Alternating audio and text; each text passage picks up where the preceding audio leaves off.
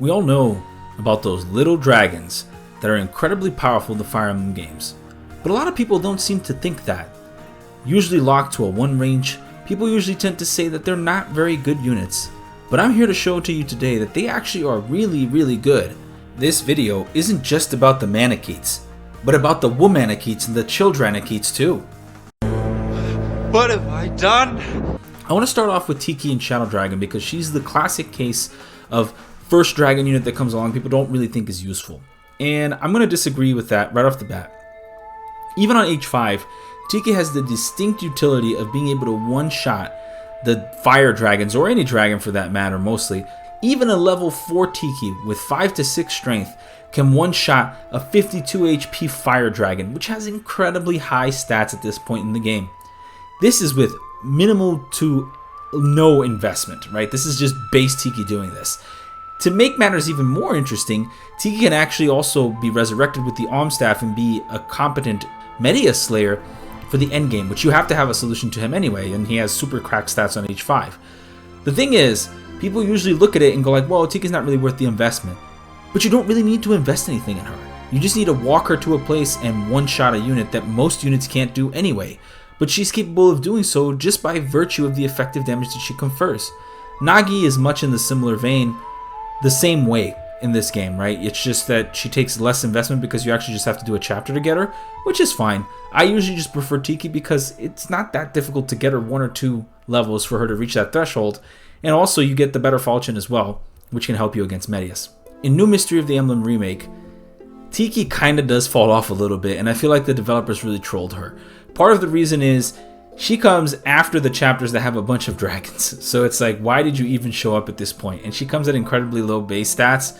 There also are no more dragons for quite a while. And right before the dragons start reappearing, guess what you get?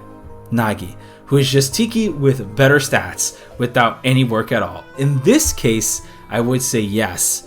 Tiki's not very good, but Nagi is fulfilling that role. And it's more of why and how they put her in the game that really makes her not as good, but not actually the class. Nagi herself is super powerful and can rock pretty much all the dragons at the end of the game, even on Lunatic. Yeah, they lack the 1-2 range, but it doesn't really matter if you're trying to player phase this part of the game, in which you really have to kind of reduce enemy density on player phase and then try to tank some more threats on enemy phase, because you can't really tank everything anyway, because they will kill you. They're very accurate in these games.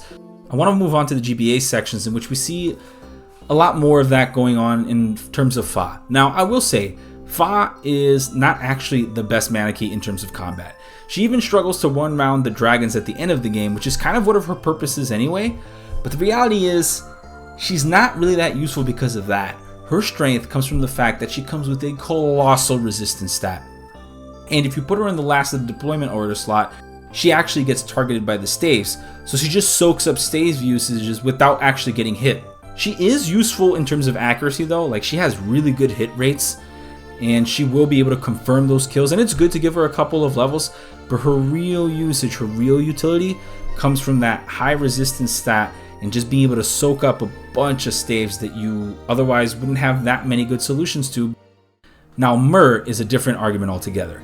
Myrrh's biggest strength is not even the fact that she has effective damage against the monsters, which is cracked by the way, super good for the end of the game. But her biggest strength is the fact that she is a flyer. She flies, and she has colossal defense, like colossal, like she is really strong. Meaning that even a base Myrrh is capable of holding her own against the majority of the enemies at that point of the game. And it's cool too, because Myrrh actually can move towards the objective without much hindrance since she flies, and a lot of the chapters towards the end of the game actually require you to kind of either skip them or move over certain terrains so that you can kind of get to the end a lot faster. And Myrrh just does that. She just does it at base. There's a reason why in most of like draft races or LTCs or even Ironmans, the Manaketes are valued so highly. And it's because they have that distinct utility of being able to kill something very quickly, minimal investment. Now, FEA does have poor enemy quality, so really anybody could be doing this, slapping them around. But the truth is, Myrrh just has that added bonus of just being really tanky. And for free, again, free, yeah, she has 50 uses, but it doesn't really matter. With effective damage against the most common enemy type towards the end of the game that have really high stats and give you a lot of trouble, I really enjoy Myrrh. I think it's a unit that's underrated. Two more units that I feel are also Manaketes, but they don't really fulfill that role, are Nel and Rafal from the DLC of Fire Emblem Engage. Now, Nel is really good. She has some pretty bonkers stats in almost every category, and she's strong, she's solid, she can be a consistent combat unit, she can be a consistent Byleth user. Like, she has all these advantages. She uses spears, which is okay. She has a Dragonstone, which is good too. Both of those scenarios are useful no matter how you look at it. The DLC characters in general are either really min-maxed or have that utility. But Rafal is by far one of the best units in Fire Emblem. He is just absolutely cracked.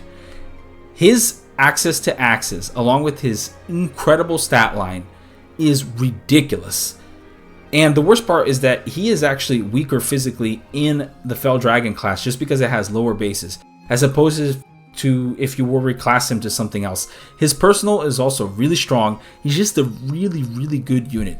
He has fantastic stats all around the board. He has dragon typing. He has an access to dragon stones as well that you can use for 1-2 range. You can use effective against certain types. It is just really, really versatile how strong Rafal is. And even though he doesn't fall under this category of like Manakete dragon transforming, because he does, I put him on that list. He is very good though. I do recommend if people play Fire Emblem Engage and have access to the DLC, use Rafal at least once. You will not be disappointed. Also, he has like the best crit quotes in the game. The might of a fell dragon. You are 1,000 years behind me.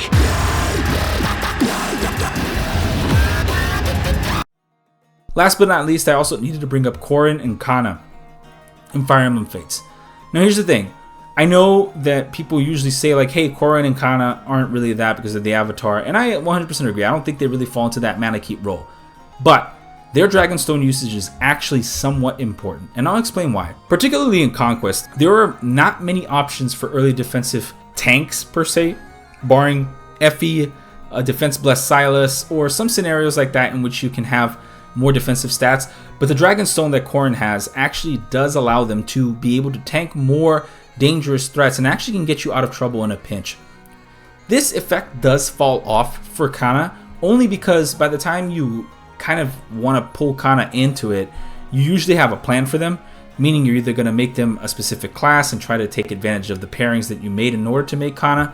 So the Dragonstone kind of does fall off leeway, but the Dragonstone never really is useless for Corrin if you decide to keep them in the Noria Noble, Hoshida Noble class. And the reason why is because just conferring that level of tankiness is really, really useful. Defense is a really underrated stat that has a lot of advantages to being used in order to stonewall oppositions or to even soften up enemies on enemy face. And another thing too is Corrin can just sit there with Dragonstone, Draconic Hex, a bunch of stuff, and that is really useful. Like, even if a person just yeets a Siege Tome at them and they miss, or they hit and they do somewhat okay damage, they can still confer Draconic Hex to the person that hit them, and that's always going to be good, no matter how you look at it. So I definitely recommend using that Dragonstone, knowing how to apply it, using that in conjunction with Draconic Hex in order to be able to apply these debuffs all around.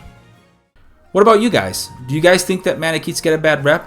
That Manaketes are actually really strong? One of the most unique classes in Fire Emblem that is also undervalued and deserving of much more love. Well, leave down in the comments below what your opinion is on it, and please don't forget to like and subscribe. I want to thank you guys so much for watching. I hope you have a wonderful night. Take it easy. Bye bye.